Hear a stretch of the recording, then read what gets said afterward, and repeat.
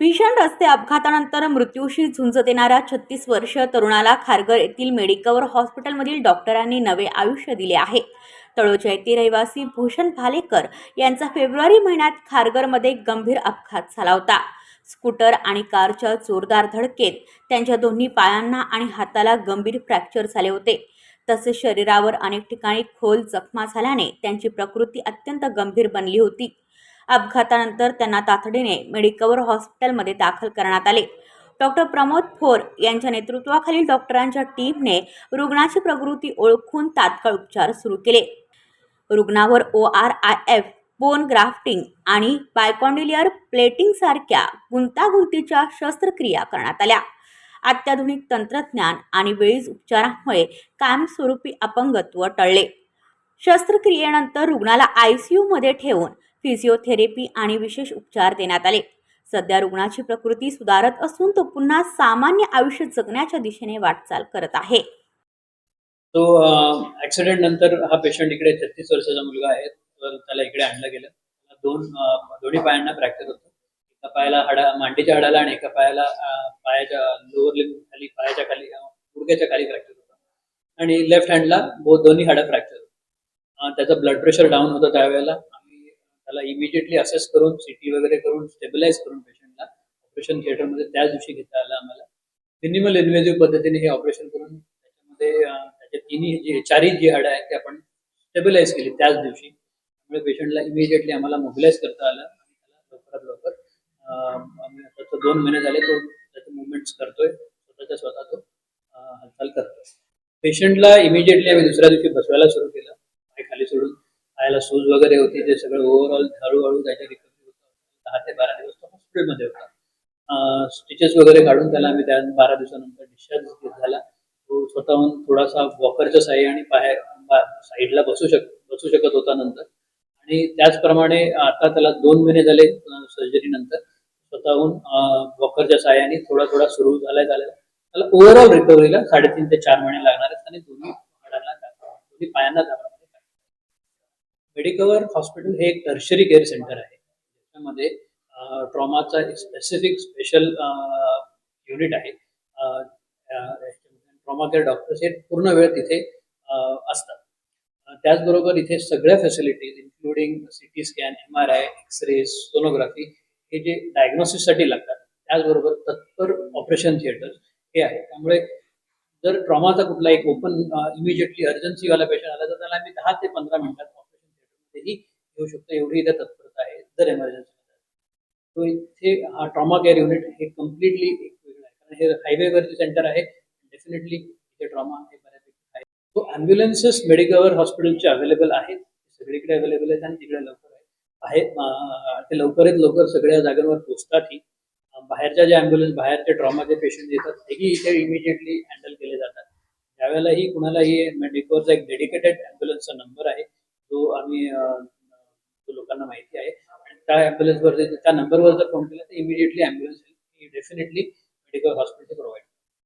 तो ॲक्सिडेंट झाल्यानंतर बेसिकली ज्यावेळेला आपण कुठलाही गुड समॅरिटन आम्ही जे म्हणतो त्यावेळेला लोकांना मदत आपण करतो. आपली मदत आपण चांगल्या मनानेच करत आहोत. पण ज्यावेळेला समजा एक फ्रॅक्चर पार्ट आहे, समजा इथे फ्रॅक्चर आहे तर दोन्ही जॉईंट्स वरचा आणि खालच्या जॉईंटला स्टेबिलाइज करून तो फ्रॅक्चर हलवणे प्लस मान आणि पाठ ह्याला स्टेबिलाइज करून त्या पेशंटला हलवणे हे फार महत्वाचं आहे. कारण कधी हे जे आहेत मणका म्हणतो आपण, मणक्यामध्ये जर काही फ्रॅक्चर्स असतील तर ते हल्ले तर पेशंटला पायाला ताकद वगैरे कमी होऊ शकते. हलवताना पेशंटला कधीही फ्रॅक्चर्ड फ्रॅगमेंट हे प्रॉपर स्टेबिलाइज करून आणि न दिसणारे जे मानेचे आणि पाठीचे जे फ्रॅक्चर्स ते स्टेबिलाइज करून. अनुभव तो खूप छान होता. ह्या साईड इथे आलो जेव्हा, तर मी तर खूप पेनमध्ये होतो. सो पण डॉक्टरांनी खूप चांगल्या प्रकारे ट्रीटमेंट केली आणि खूप फास्ट केली. मी हे होतो की मला इन्फेक्शन झालं तर, म्हणजे मी घाबरत होतो की मला इन्फेक्शन होईल, हे होईल. पण मला जेव्हा डॉक्टरने सांगितलं नाही तुम्हाला असं काही नाही होणार, आपण ऑपरेट करतोय, विदिन 24 आवर्समध्ये आपण सर्व करून टाकू, त्यानंतर पण तुम्हाला काही होणार. त्यावेळेस मला जरासं दिलासा भेटला की हो मी सही म्हणजे बऱ्यापैकी म्हणजे चांगल्या हॉस्पिटलमध्ये आलोय. पहिला तर मी बोललो कारण की फायनान्शियल कंडिशन पण एवढी नव्हती, तर मी बोललो चला MGM मध्ये जाऊ. तेव्हा माझी वाईफने जरा विचारपूस केली कोणतं हॉस्पिटल चांगलं आहे. तेव्हा आम्हाला माहिती पडलं की मेडिकवर मध्ये छान ट्रीटमेंट होईल वगैरे. तेव्हा आम्ही इकडे आलो. नाही तसं काही नाही, काही नाही जाणवलं. मी आल्या मला माहित पण नाही की म्हणजे डॉक्टर पटकन आले तिकडे. डॉक्टर आली, मी फर्स्ट टाइम जे आले तेव्हा डॉक्टर आले. त्यांनी जसं मला बघितलं तसंच त्यांनी फटाफट ते जेवढी जखमा वगैरे होती पटकन त्यांनी ट्रीटमेंट करायचं सुरू केलं तेव्हा. मी तर हे सांगेन की माझं चांगलं नशीब होतं की मला डॉक्टर इकडे चांगले भेटले. आणि मी हेच बोलेन की जर आसपास जर तुम्हाला जर पॉसिबल असेल तुम्ही मेडिकवर मध्ये या आणि मेडिकवरची ट्रीटमेंट घ्या. कारण की इकडे सर्व लोक खूप हेल्पफुल आहेत. कोणच म्हणजे असं निग्लेक्ट नाही करणार, काय नंतर करतो असं नाही. इमिजिएट ते लोक ट्रीटमेंट करतात. किंवा मला कसं ना इकडे युरिनचं होतं, मला ना म्हणजे मी एक सांगतो, मला युरिन आलेली. सो मी फक्त त्या मामांना बोललो मला ना युरिन. ते मामा पटकन, तेव्हा ना ते त्यांच्याकडे नव्हतं, तर ते मामा पटकन जाऊन ते 2 मिनिटांमध्ये माझ्याकडे आले लगेच की बाबा कर तू पटकन करून टाक. मग त्यांचे खूप म्हणजे पटकन हे लोक ट्रीटमेंट करत होते आणि मला जे हवं होतं ते देत होते. आणि टाइमली इकडे फूड ते पण टाइमली येत होतं. हो, ट्रीटमेंट केल्याबद्दल तर धन्यवादच असेल त्यांचं.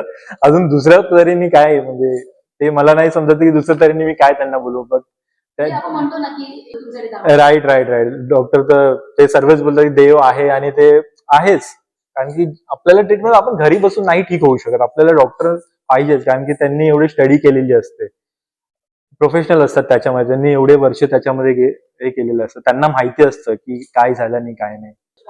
हो, डिस्चार्जच्या वेळेस मला पूर्ण प्रॉपर गाईड केलं की कसं मला डॉक्टरने तर मला सांगितलं नाही तू आता असं कर हे कर, म्हणजे तुला ऍटलिस्ट वॉशरूमला तरी जाशील, तू वॉशरूम तरी करेल तेवढं तरी तू हे कर. बोललो ठीक आहे डॉक्टर. मग घरी गेलो आम्ही तसंच. आणि डाएट प्लॅन वगैरे यांनी दिलेला त्याला मी फॉलो करून मी सांगतो ना, मी आय थिंक 2 मंथ मध्ये माझी रिकव्हरी खूप छान झालेली.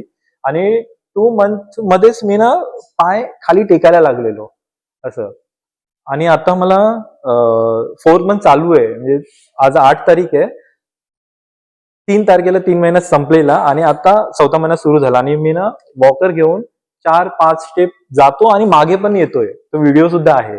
डॉक्टर सुजितला आय थिंक व्हिडिओ पण पाठवलेला मी आत्ताच 2 दिवस झाले. पण आणि आता पण मी ह्याच्यातून उतरत होतो ना, तर मी घाबरलो. म्हणजे गाडीला पकडलं, घरी वॉकरला पकडण्याचं वेगळं आणि गाडीला पकडून मी टर्न मारला ना, मी टर्न अजूनपर्यंत नाही दिलेला स्वतःला. तो मी घाबरत होतो की बॅलन्स जर गेला तर. पण नाही, मला प्रॉपर त्याने म्हणजे जे झालेलं आहे आपले रॉड वगैरे ते चांगले सपोर्ट करतात. मला इकडे गुडघ्याच्या खाली हे पूर्ण हाड गेलंय, इथे मांडीचं हाड गेलंय आणि हे हाताचं.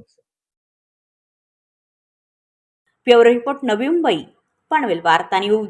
आपल्या परिसरातील बातम्या आमच्यापर्यंत पोहोचवण्यासाठी स्क्रीनवर दिलेल्या क्रमांकावर संपर्क साधू शकता. दूरध्वनी क्रमांक 8652414343.